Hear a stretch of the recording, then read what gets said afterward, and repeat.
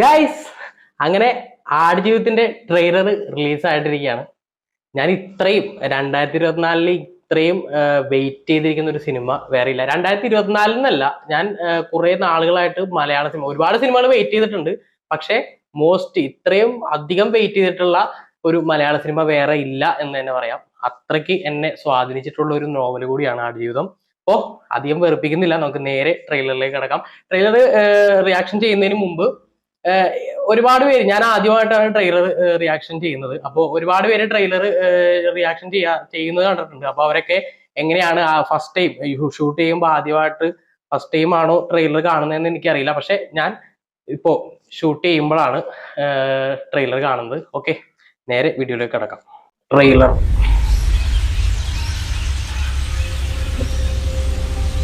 Visual romance.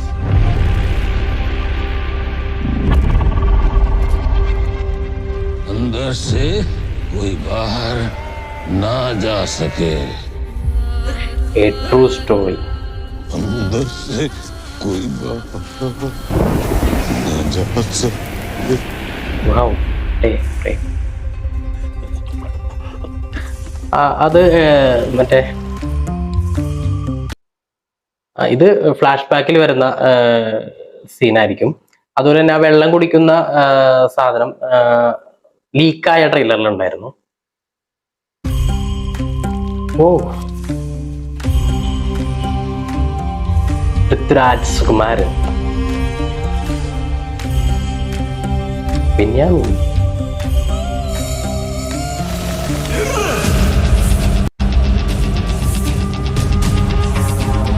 Sunil K,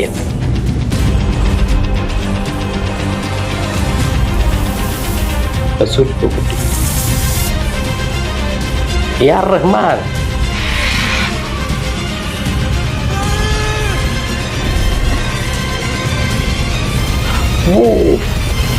The Court Live,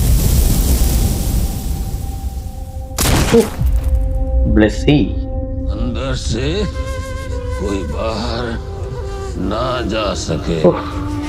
That BGM, ആ ഫ്ലൂട്ടിന്റെ BGM ഇങ്ങനെ ആദ്യം കേട്ടപ്പോ മുതൽ ആ ബീജം ഇങ്ങനെ നമ്മുടെ ചെവിയിൽ ഇങ്ങനെ നിൽക്കുകയാണ്.